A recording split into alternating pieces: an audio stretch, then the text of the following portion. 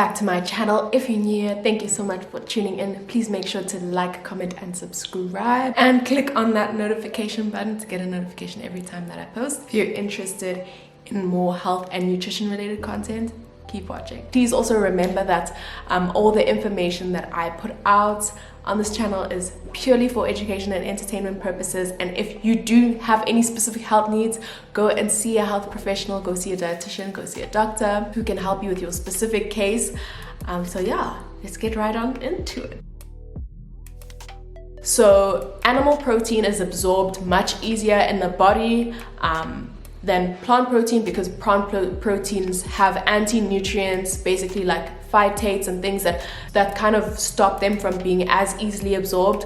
So anyone who's plant-based or vegan, take note that when you are having plant sources of protein, it's really important to do things like soaking your beans, or having plant-based proteins that have been fermented, or just like steaming or boiling. You're using those kinds of methods when preparing your protein sources, because they really help to break down all of those kind of anti-nutrients. So if you do sort of follow those principles, the ADA really does say that it's very easy for you to have a healthy and sustainable diet and lifestyle by being vegan or vegetarian through all stages of life, from pregnancy to children. Anyone can be vegan or vegetarian. It's just there does need to be quite a bit of planning to make sure that no nutrients are lost out on. So working with dietitians to make sure that you're getting enough of all of those nutrients. So it is a big misconception that you need to eat animal-based protein sources. So yeah, you can definitely still thrive. You can definitely still reach all of your protein needs by being plant-based, but also just as a vegetarian, you tend to need to eat a lot more, because the portions of protein tend to be a lot more. For example, having half a cup of lentils. I mean, there's protein in everything, almost everything, guys. There's protein in all of your starches. Most of your starches have about 3 grams of protein. Your vegetables as well, they also have about 2 grams of protein. So yeah, there's protein in your veggies, in your starches, even in some of your fat sources like nuts tend to have a little bit of protein in them as well. So yeah, you can very easily meet the recommended protein requirements that the everyday person needs. But in general, it's very easy to meet your protein requirements on a specifically vegan or vegetarian diet.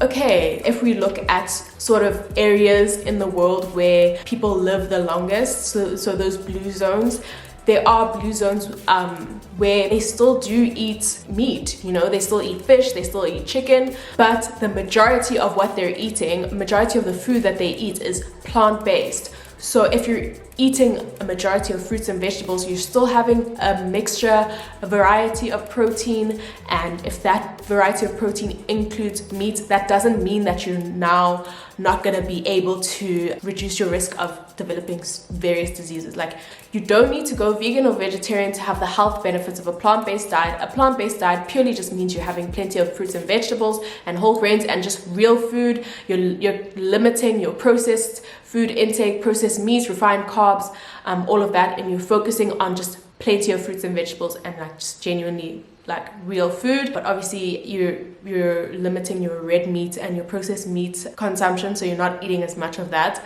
There's a lot of benefits for the environment that come from going vegan, and yeah, essentially if you're eating a majority of whole foods, and you're going to be getting plenty of fiber and all of the vitamins and minerals that you need. And for those of you who are vegan, who are watching, like, I have nothing against being vegan. You can definitely be vegan and healthy, and you can be vegan through all stages of life. Everyone who isn't eating enough fruits and vegetables or isn't being plant-based enough, it really is important for your health to start eating a lot more fruits and vegetables, because like a plant-based diet does tend to help reduce or help with management of lots of chronic diseases, or even risk reduction or prevention of a lot of chronic diseases. And also the weight management effects of it, because if you're eating a lot of junk food, if you're eating a lot of processed foods, those are high fat foods and they're high energy as well. So those are the foods that tend to make you gain weight.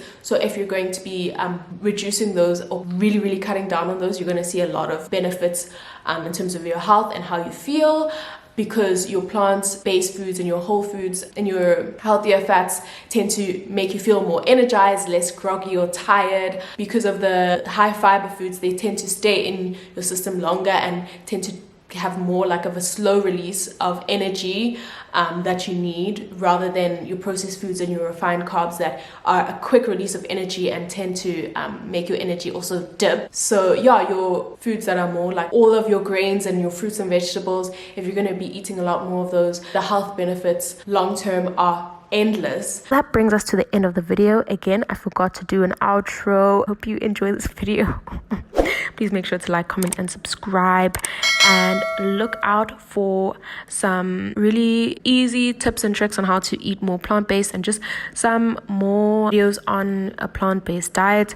Obviously, it wouldn't make sense for me not to give you guys some examples. So yeah, anyways, look forward to that next week, Monday, and yeah, I'll see you guys in the next video.